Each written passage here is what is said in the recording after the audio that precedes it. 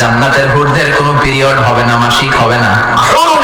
এদের ডাগর ডাগর চোখ থাকবে, মেঘ হিতালো কেশ থাকবে, সুন্দরী, রূপবতী, গুণবতী, অপ্সরা, প্রিয়ঙ্গদা, সুহাসিনী, সুকেশিনী, সুভাষিনী, দেখলে পাগল করা হয়ে যাবে জান্নাতীরা। আল্লাহ বলছেন ওদেরকে জিন কোনোদিন স্পর্শ করেনি, ওদেরকে মানুষ কোনোদিন স্পর্শ করেনি। ওরা এত সুন্দরী, ওরা এত সুন্দরী, ওরা এত সুন্দরী, ওদেরকে দেখে মনে হবে ঝিনুকের মধ্যে লুকানো মুক্তা। ওরা এত নরম, ওরা এত নরম, ওরা এত নরম। ডিমের খোসা এবং সাদা পদার্থের মধ্যে, ডিমের খোসা এবং কুসুমের মধ্যে সাদা পদার্থ যত নরম, কি দিয়ে বুঝায় আমি আপনাকে তারা কত নরম। তাদের কোনোদিন ঋতু হবে না, হায়েজ হবে না, তাদের কোনোদিন পেশাব হবে না, তাদের কোনোদিন পায়খানা হবে না, তাদের চক্ষু হবে টানা টানা, লম্বা লম্বা, তাদের মাথায় চুল থাকবে লম্বা লম্বা, কুচকুচে কালো, কোঁকড়া কোঁকড়া, বয়স হবে 15-16 বছর, মেয়েদের মতো বয়স।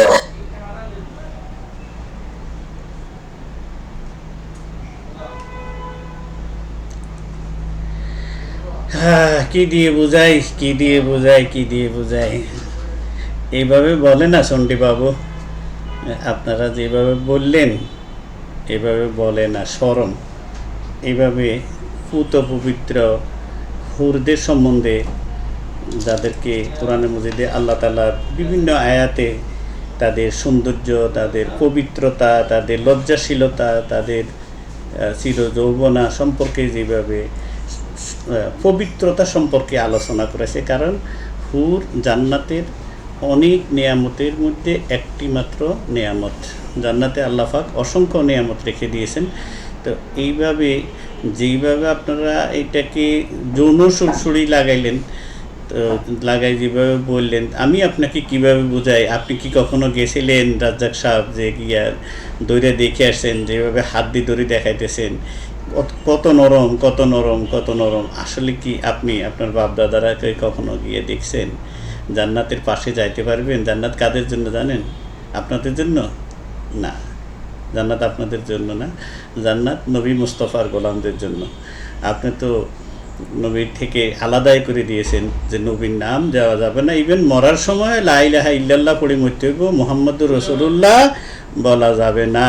সুতরাং আপনারা জান্নাতের পাশেও ইনশাআল্লাহ যেতে পারবেন না। সুতরাং জান্নাত কাদের জন্য এবং কারা এই নাজ নেওয়াজ ভোগ করবেন, এইভাবে না বইলা যদি সেই ঘটনাগুলো বলতেন তাহলে সেটা সুন্দর হইতো। ইনশাআল্লাহ এই বিষয়ে আমরা আলাপ করব। আসসালাতু ওয়াসসালামু আলাইকা ইয়া রাসূলুল্লাহ, আসসালাতু ওয়াসসালামু আলাইকা ইয়া হাবিবাল্লাহ, আসসালাতু ওয়াসসালামু আলাইকা ইয়া শাফিয়াল মুযনিবিন, আসসালাতু ওয়াসসালামু আলাইকা ইয়া রাহমাতুল লিল আলামিন। আউযু বিল্লাহি মিনাশ শাইতানির রাজীম। বিসমিল্লাহির রহমানির রহিম। ইয়া আইয়ুহান নাস উবুদু রাব্বাকুমুল্লাযী খালাকাকুম ওয়াল্লাযীনা মিন ক্বাবলিকুম লাআল্লাকুম তাত্তাকুন। সূরা বাকারা আয়াত নম্বর 21। আল্লাহ রাব্বুল আলামিন সমস্ত মানব জাতিকে, ইয়া আইয়ুহান নাস, হে মানব জাতি, সুবুদু রাব্বাকুমুল্লাযী, তোমার রবের ইবাদত করো। কেন কেন তোমার ইবাদত করো মাওলা? সুবুদু রাব্বাকুমুল্লাযী খালাকাকুম, কারণ আমি তোমাদের স্রষ্টা, আমি তোমাদেরকে সৃষ্টি করেছি, সেই জন্য তোমরা আমার ইবাদত করো। শুধু কি তোমরা করবে না, ওয়াল্লাযীনা মিন ক্বাবলিকুম, তোমাদের আগেও যারা আসছে সবাই আমার ইবাদত করেছে, সকলের উপরে ইবাদত। ইয়া আইয়ুহান নাস, তোমরাও আমার ইবাদত করো, এই জন্যই তোমাদেরকে আমি সৃষ্টি করেছি, আমি তোমাদের স্রষ্টা। আর তোমাদের পূর্বপুরুষরাও আমার ইবাদতের করার জন্য তারাও নির্দেশিত ছিল। কেন? আল্লাহ আপনার কি বিনিময় চান? আপনার মতো কি সৃষ্টি করি, সেটার কি কোনো বিনিময় কিনা বেচা চাইতেছেন? আল্লাহ কয় না, সারা দুনিয়ার একজন মানুষও আমার বন্দিগি না করলে আমি আল্লাহর কোনো ক্ষতি নাই, আবার সবাই মিলি সারা দুনিয়ায় সেজদায় পড়ে থাকলেও আমার কোনো লাভ নাই। তাহলে মালিক কেন? আল্লাহকুম তাত্তাকুন, যাতে তোমরা মুত্তাকি হইতে পারো। মুত্তাকি মানে পবিত্র হইতে পারো, কারণ জান্নাত পবিত্র জায়গা, সেখানে সব কিছুই পবিত্র। সুতরাং তুমি তোমার অপবিত্র শরীর আর অপবিত্র আত্মা নিয়ে জান্নাতে ঢুকতে পারবে না। যেমনি তোমার উপরে যদি ফরজ গোসল ফরজ হয়, তোমার যদি শরীর অপবিত্র হয়, তোমাকে লাখ টাকা দিলেও তুমি মসজিদের ভিতরে ঢুকবে না, কারণ মসজিদ পবিত্র। তুমি খানে কাবার ভিতরেও ঢুকবে না, কারণ সেটা পবিত্র। অবশ্য আজকালকার দিনে কি বলবো, কিছু মালানা সাহেব তো মসজিদের ভিতরে কাম করতেছে, আল্লাহ পাক এর থেকে আমাদেরকে হেফাজত করুক। তো এরা হচ্ছে হেদায়েতের বাইরে জাহান্নামীদেরকে দেখতে হলে এখানেই দেখতে হবে, যারা মসজিদের ভিতরেও বলৎকার করে সেই রকম। তাও বাংলা শিক্ষিত আমার শাসাবুসা লোক নয়, আলেম নামদারি জালেম দাড়ি টুপি পায়জামা ফাকড়িওয়ালা লোক। তাইলে আল্লাহ রাব্বুল আলামিন বলতেছে সূরা বাকারার 22 নম্বর আয়াতে, তোমরা আমার বন্দেগী করো। কেন করিবা? আমি তোমাদের স্রষ্টা। কারণ কি? তুমি পবিত্র হওয়ার জন্য। কেমনে পবিত্র করিবা? মুখলেসিন আলাহুদ্দিন, আগে তুমি আমার বান্দা হয়ে যাও। মুখলেস খালেস ভাবে, মুখলেসিন, আগে মুখলেস হও, তারপর আমার বন্দেগী করো। মুখলেস মানে তুমি আগে আমার বান্দা হয়ে যাও, তারপরে আমার বন্দেগী করো। তুমি যতক্ষণ আমার বান্দা না হইবে ততক্ষণ আমার বন্দেগী করিও না। সূরা জুমার 39 নম্বর সূরা 2 নম্বর আয়াতে আল্লাহ পাক বলছেন, বিসমিল্লাহির রহমানির রহিম, ফা'বুদিল্লাহ মুখলিসাল লাহুদ্দিন, আল্লাহর ইবাদত করো নিরেট আল্লাহর বান্দা হয়ে। ফা'বুদিল্লাহ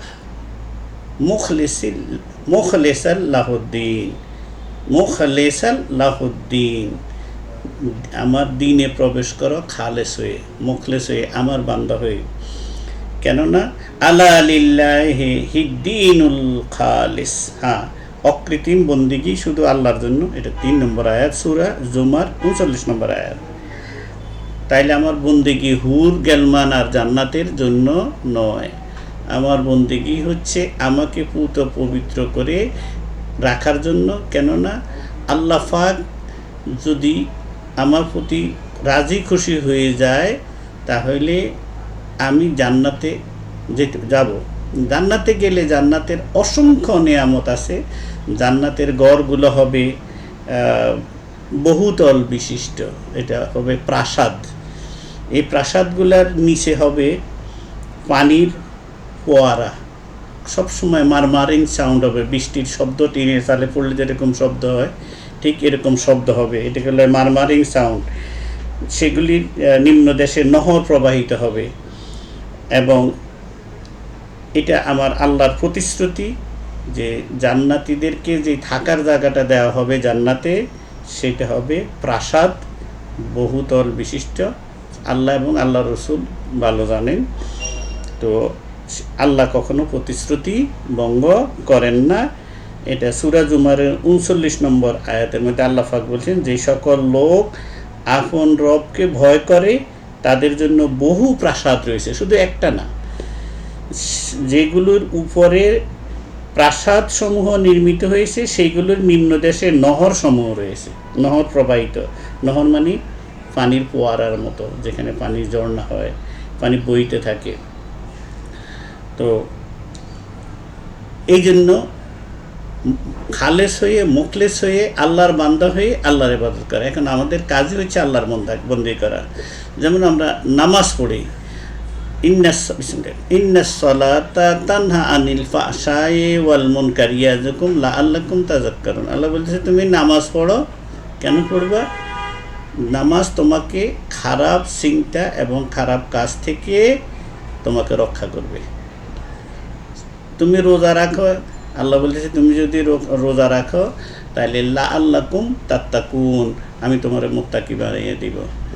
তো ইয়া আইয়ুহাল্লাযীনা আমানু কুতিবা আলাইকুমুস সিয়াম কামা কুতিবা আলাল্লাযীনা মিন ক্বাবলিকুম লাআল্লাকুম তাত্তাকুন। আল্লাহ বলেছে আমি তোমাদের উপর রোজা ফরজ করেছি, তোমাদের পূর্ববর্তীদের উপরও করেছি। কেন? যাতে তোমরা মুত্তাকি হইতে পারো। মুত্তাকি মানে তোমরা খালেস বান্দা হইতে পারো, তোমরা যাতে আমার বান্দা থেকে বন্ধু হয়ে যেতে পারো, যারা আমার হয়ে যেতে পারো। সেই জন্য আমি তোমাদের উপর এই বন্দিগিটা দিয়েছি। সুতরাং আমাদের টার্গেট কি? টার্গেট হচ্ছে আল্লাহর বান্দা হওয়া। এটাই হচ্ছে সমস্ত ইবাদতের মূল, আল্লাহর বান্দা হওয়ার জন্য। তো আল্লাহর বান্দা হওয়ার জন্য ইবাদত তো আছে, কিন্তু আল্লাহ আরও কিছু ঘটনা দিয়েছেন। আল্লাহ বলছেন প্রথমত আমার নবীর বান্দা হয়ে যাও। কুল ইয়া ইবাদি, হে বন্ধু আমি যেভাবে ডাক দিই, হে আমার বান্দারা, আপনার বলেন কুল ইয়া ইবাদি। এখন হে আমার বান্দারা, আগে নবীর অনুগত হইতে হবে, আগে আদবে রসুল্লাহ, মহব্বতে রসুল্লাহ, ইশকে রসুল্লাহ, এই স্তরে যখন পৌঁছবেন তখন আপনি নিজেকে ইমানদার দাবি করতে পারবেন। ইমানদার দাবি করলে এবার আপনার উপরে আপনার বন্দেগী, আপনার ইবাদত, আপনি আল্লাহর বান্দা হয়ে গেলেন। তারপরে আপনি আল্লাহর বন্দেগী করেন খালেস হয়ে। তো আল্লাহ পাক সবচেয়ে বড় নেয়ামত যেটা দিয়েছেন আমাদেরকে, মানব জাতিকে, আল্লাহর সবচেয়ে বড় নেয়ামত হচ্ছে কি?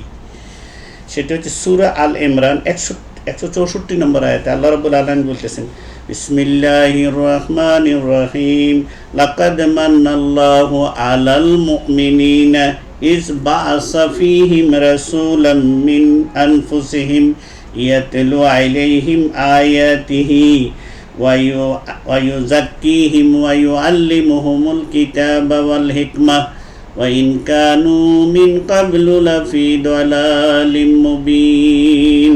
আল্লাহ বলছে লাকাদ মান্নাল্লাহু, আল্লাহ এত নিয়ামত দিয়ে আমাদেরকে ভরপুর করে দিয়েছেন। আল্লাহর আকাশ, আল্লাহর বাতাস, আল্লাহর জমিন, সব কিছু আল্লাহর আমরা ভোগ করতেছি। আমার দেহের ভিতরে আল্লাহ কত কোটি টাকার সম্পদ দিয়ে দিয়েছেন, কোনো বিষয়ে আল্লাহ তুলনা দেয় না, খোঁড়া দেয় না আমাদেরকে। কিন্তু আল্লাহ বলছে লাকাদ মান্নাল্লাহু আলাল মুমিনিন, মুমিনের জন্য আমি আল্লাহর সবচেয়ে বড় নিয়ামত কি জানো? সেটা হলো আমার হাবিব।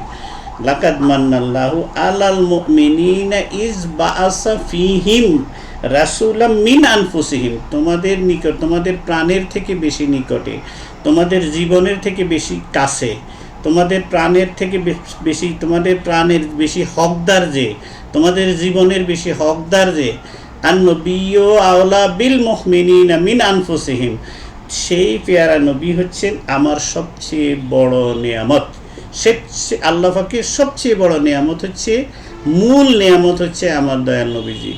আর বাকি সকল নিয়ামত হচ্ছে আমার নবীজি বাকিদেরকে নিয়ামতকারী, নবীজির সদকায় হচ্ছে বাকিগুলা আমাদের জন্য নিয়ামত। এখন সেই নবীর আলোচনা যখন আসবে তখন রাআইতাল মুনাফিকুনা ইয়াসুদ্দুনা আনকা সুদুদা, মুনাফিকরা তখন নবীর প্রশংসা শুনলে, নবীর আলোচনা শুনলে মুনাফিকরা আর ভালো লাগে না। নবীর নাম আল্লাহর নামের সাথে নেওয়া যাবে না, অথচ আল্লাহ কোরআনের মধ্যে 40টা আয়াতে আল্লাহ পাক তার নামের সাথে নবীর নাম আছে, মাইয়ুতি ইর রাসূলা ফাকাদ আতা আল্লাহ। আল্লাহকে আমার হাবিবের ইত্তেবা করলে এটাই আমার ইত্তেবা।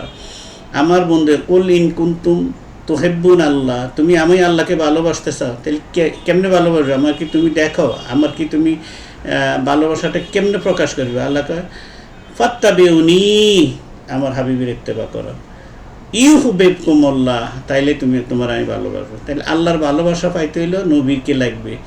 আল্লাহর আমি গুনাহ করছি, আমি অনেক গুনাহ করছি জিন্দেগিতে, গুনায় ভরপুর হয়েছে, আসমান জমিন সব কিছু ভরপুর করে ফেলছে গুনায়।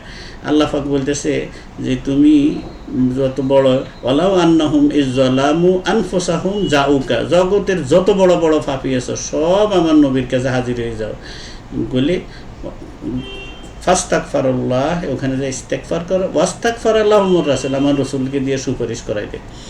যদি আমার রসুল রিকমেন্ডেশন করে লাওয়াজাদুল্লাহ তাওয়াবার রাহিমা, আমি তোদের জীবনের সব গুনাহ মাফ করে দিব, কারণ তোদের জন্য তোদের তওবা কবুল করব, আমি রহিম হয়ে যাব, আমি গাফুর হয়ে যাব, আমি গাফফার হয়ে যাব। আরেক আয়াতে আল্লাহ বলতেছে যে নাব্বি ইবাদি আন্নি আনাল গাফুরুর রহিম, যারা আপনার চৌকাটে আসবে তাদেরকে বলে দেন আমি তাদের ক্ষমা করে দেব। সুতরাং জগতের যত বড় বড় পাপী আছে তাদের মুক্তি পাওয়ার একটাই রাস্তা দয়াল নবীর দরবারে হাজির হয়ে যাওয়া, দরবারে রিসালাতের সামনে হাজির হয়ে যাওয়া, মদিনার কামলিওয়ালার দরবারে হাজির হয়ে যাওয়া। যতক্ষণ না পৌঁছতে পারবে ততক্ষণ পৃথিবীর যে কোনো প্রান্তে থেকে রুজু হয়ে থাকতে হবে, নিজের আত্মাটাকে নবীর রওজা মোবারকের সাথে বেঁধে রাখতে হবে, যে মদিনাকে চোখের সামনে রাখতে হবে। তারপরে আল্লাহ পাক এক সময় না এক সময় আপনাকে আমাকে পৌঁছাবে। তাহলে এখন এই জান্নাতের এরকম একটা নিয়ামত হচ্ছে, জান্নাতের অসংখ্য, জান্নাতে শরাবান তহুরা দেওয়া হবে। সবচেয়ে বেশি, সবচেয়ে উৎকৃষ্ট, সর্বোৎকৃষ্ট শরাব হচ্ছে তাসনিম। জান্নাতের যারা উচ্চ পর্যায়ে, তাই জান্নাতের শ্রেণীভাগ হয়ে যাবে। সর্বোচ্চ পর্যায়ের যারা জান্নাতি হবেন ওনাদের হলো তাসনিম। তো শরাবও সেখানে আছে। তো শরাব সম্বন্ধে এরকম ইনে বিনে বলেন। তো আপনি জান্নাতের হুর সম্বন্ধে যেভাবে বলা হইল, মূলত জান্নাতে যারা ডুববে, আল্লাহ রাব্বুল আলামিন বলতেছে জান্নাতে যখন জান্নাতি বান্দা, যখন আমার যে বান্দা জান্নাতের উপযুক্ত হবে সে একা জান্নাতে ডুববে না। আল্লাহ পাক সূরা আজ-জুররুফের মধ্যে বলতেছে, জুররুফ আল্লাহ পাক বলতেছে যে উদখুলুল জান্নাতা, সূরা যুখরুফ আয়াত 43 নম্বর আয়াত, 43 নম্বর সূরা 70 নম্বর আয়াত, 70 বা 74 নম্বর আয়াত হবে সম্ভবত। আল্লাহ পাক বলতেছে উদখুলুল জান্নাতা আনতুম ওয়া আজওয়াজুকুম তুখবারুন। আল্লাহ পাক বলতেছে জান্নাতীদেরকে বলবেন সেদিন, তোমরা এখন জান্নাতে প্রবেশ করো তোমার স্ত্রী সহ, স্ত্রীগণ সহ। একাধিক স্ত্রী থাকতে পারে একজনের, কারো একটা থাকে, কারো 5টা থাকবে, কারো 10টা থাকবে। সৌদি আরবে লাগত 200-300 থাকে। আবার কারো কোনো মনোপয়গাম্বর ছিল, ওনার সুলেমান আলাইহিস সালামের 300 বেগম ছিলেন, 300 স্ত্রী ছিলেন। তা আল্লাহ পাক বলবেন উদখুলুল জান্নাতা আনতুম ওয়া আজওয়াজুকুম তুখবারুন। তুখবারুন মানে আনন্দ চিত্তে, খুশি খুশি মনে, একদম খুশি হয়ে, আনন্দিত হয়ে তুমি জান্নাতে প্রবেশ করো। তাহলে জান্নাতে প্রবেশ জান্নাতি করবে না, সাথে ওনার স্ত্রী সহ করবেন। তাইলে সেই স্ত্রীর মর্যাদা খানি কত, হুরের থেকে বেশি না কম? যে স্ত্রী তার স্বামীর সঙ্গে জান্নাতে যাওয়ার সৌভাগ্য হবে, তার খাদেমা হবে জান্নাতের হুরগণ। তাইলে এখানে যে শান আলোচনা করতে হয়, তাইলে নিজের স্ত্রীর শানে, স্ত্রীদের শান আলোচনা করতে হবে, যাদের মাধ্যমে এই স্ত্রীগণ হয় কন্যা জায়া জননী। তাদের মাধ্যমে আল্লাহ পাক আল্লাহর বান্দাদেরকে এই জমিনে প্রেরণ করে।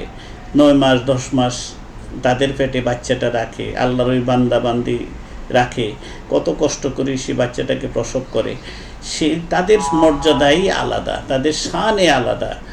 তো সেই স্ত্রীগণ যখন জান্নাতে যাবে তাদের মর্যাদা কতখানি হবে। এখন আসেন, যারা জান্নাতে যাবে তারা কি আসলে হুরের লোভে যাবে জান্নাতে? না, হুরের বেলবানের লোভে যাবে না। যারা এই দুনিয়াতেই, যারা দুনিয়াতে বহু হুর আছে। আপনি উত্তরপাড়ায় গেলে, আপনি রাতে বনানী গুলশানে যান, বাংলাদেশের কথা বলতেছি, শুনেছি, আমি কখনো যাইনি। আমি বিদেশে আমার কর্মসংস্থানের উদ্দেশ্যে আমাকে যেতে হয়, তা আমরা সেখানে বহুত হুর জান্নাতের গল্প শুনি। তো জানি সেগুলো, সে সম্বন্ধে একেবারে যে জানি না তা না। তো সেইখানে তো হুর জান্নাত রয়ে গেছে, মানে হুরেরা রয়ে গেছে। তো দুনিয়াতে যে বান্দা, যে বান্দি দুনিয়ার এই হুরগুলাকে থেকে নিজের দৃষ্টিকে অবনত রাখতেছে, ফিরে তাকাইতেছে না, দুনিয়ার কোনো মোহের দিকে তাকাইতেছে না, দুনিয়ার কোনো চাকচিক্য তাকে আকৃষ্ট করতে পারতেছে না, সেই তো জান্নাতে যাবে। আর ওই লোক জান্নাতে যখন যাবে তখন জান্নাতের হুরের দিকে সে একবারও দুনিয়াতে যে তাকাইতেছে না, সে তো জান্নাতে হুরের দিকে তাকানোর প্রশ্নই ওঠে না। কারণ তার স্ত্রী তার সঙ্গে আছেন, এবং তার স্ত্রী জান্নাতে হুরদের তুলনায় তার মর্যাদা বেশি। কারণ তিনি তার সারা জীবনের আমলের বিনিময়ে আল্লাহর রহমতের কারণে, নবীজির দয়ায়, নবীজির সুপারিশে তিনি জান্নাত লাভ করেছেন। তিনি জান্নাতের প্রতিফল পাওয়ার জন্য যাবেন। তাইলে জান্নাতের হুররা প্রতিফল পাবেন না, কারণ ওরা তো কোনো কাজ করেন নাই। আর দুনিয়ার স্ত্রী দুনিয়াতে কাজ করে স্বামীর সাথে জান্নাতে গেছে, তাহলে তার মর্যাদা কতখানি?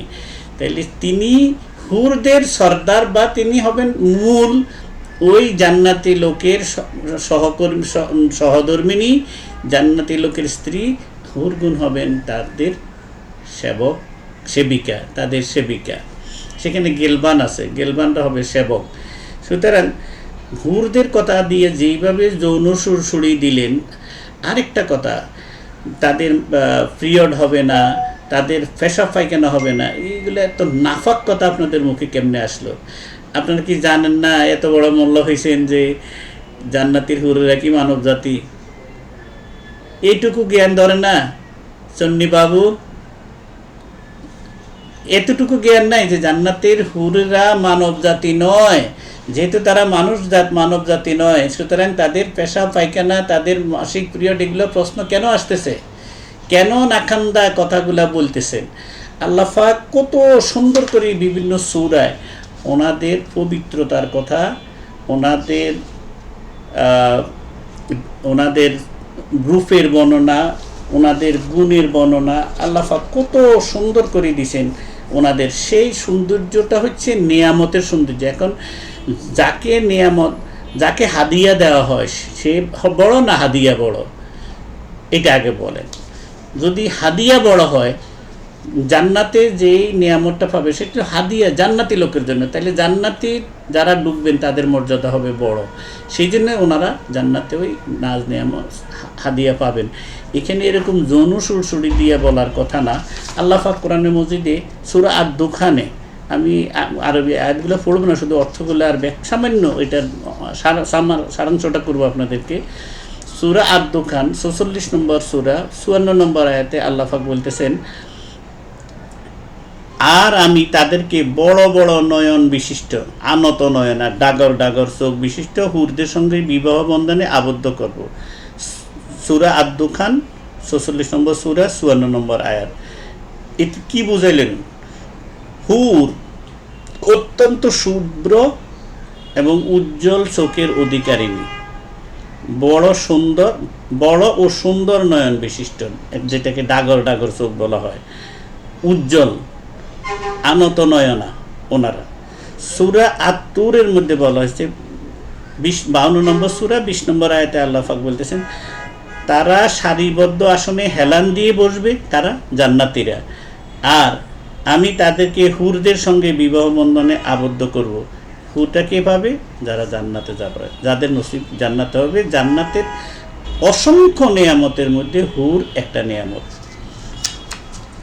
সূরা আর-রহমান ৫৫ নম্বর সূরা ৫৬ নম্বর আয়াতে আল্লাহ পাক বলতেছে, সেখানে থাকবে অবনত, যেটাকে আমি বলছি অবনত দৃষ্টি নারীগণ, যাদেরকে তাদের পূর্বে কোনো মানুষ ও জিন স্পর্শ করেনি। যেহেতু ওনারা মানব জাতির নেই, ওনার দুনিয়াতে আসেন নাই, সুতরাং আল্লাহ পাক জাস্ট জান্নাতের ওই নিয়ামতটার কথা, পবিত্রতার কথা বর্ণনা করছেন, যৌন সুরসুরি দেওয়ার মতো কিছু বলেন নাই। যারা এখানে ব্যাখ্যা, যারা কেবল নিজেদের স্বামীদের প্রতি দৃষ্টি নিবন্ধন রাখবে, অর্থাৎ ওই জান্নাতি যিনি জান্নাতে যাবেন, তারা ওই জান্নাতি লোকের খেদমতে করবেন, খাদেমা হবেন। সূরা আর-রহমান ৫৮ নম্বর আয়াতে আল্লাহ বলেন, তারা যেন ইয়াকুত ও প্রবালের ন্যায় সাদা, প্রবালটা হচ্ছে সাদা, ইয়াকুত ও সাদা পাথরের মতো। তো ওনারা হবে এরকম শুভ্র। এখানে হুরদের স্বচ্ছতা, সৌন্দর্য ও মূল্যবান হওয়ার উপমা দেওয়া হয়েছে, এখানে যৌন সুরসুরি দেওয়া হয়নি। সূরা আর-রহমানের ৭০ থেকে ৭২, ৭০, ৭১, ৭২ এখানে বলা হচ্ছে, আমরা শুধু সারাংশটা বলতেছি আমরা। সেখানে থাকবে সচ্চরিত্রা ও সুন্দরীগণ, তাঁবুর মধ্যে সংরক্ষিত হুরগণ। সেখানেও জান্নাতেও কিন্তু থাকবে, কি বলে, পর্দা থাকবে, জান্নাতেও পর্দার ভিতরে থাকবে। এটা হচ্ছে ওনাদের মর্যাদাপূর্ণভাবে থাকবে। ওখানে বেহায় বেলাল্লাপনা জান্নাতে নাই। সূরা আস-সাফাত ৩৭ নম্বর সূরা ৪৮, ৪৯ দুইটা আয়াতের থেকে সামান্য।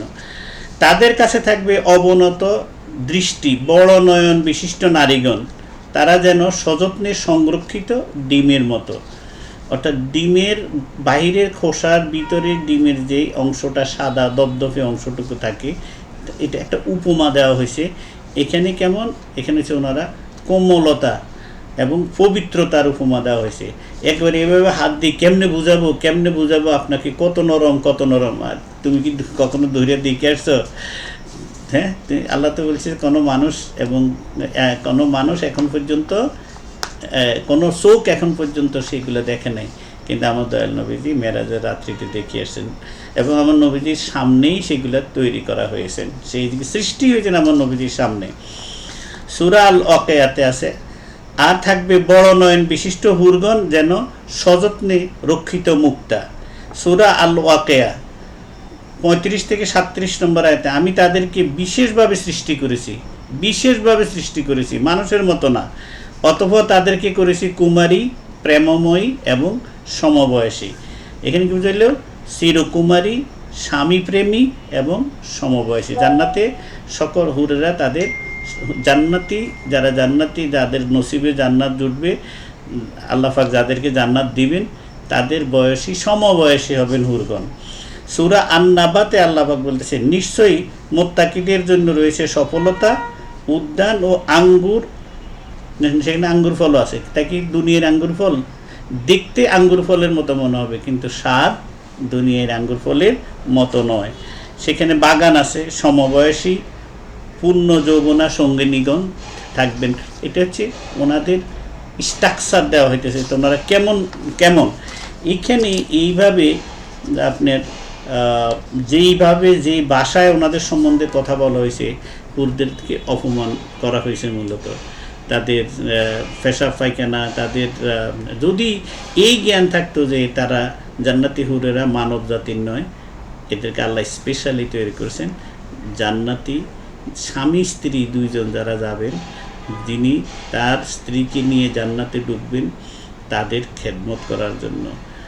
আল্লাহ পাক এই কথাগুলি বলার জন্য বলছেন কারণকে, যারা আল্লাহর বান্দা হয়ে দুনিয়া থেকে যাবেন। আল্লাহর বান্দা হওয়ার শর্ত হচ্ছে নবীজির বান্দা হওয়া আগে, অর্থাৎ নবীর উম্মত হওয়া। নবীর উম্মত হওয়া মানে ইমানদার হওয়া মানে ইমান কাকে বলে? আদবে রসুলুল্লাহ, মহব্বতে রসুলুল্লাহ, ইশকে রসুলুল্লাহ।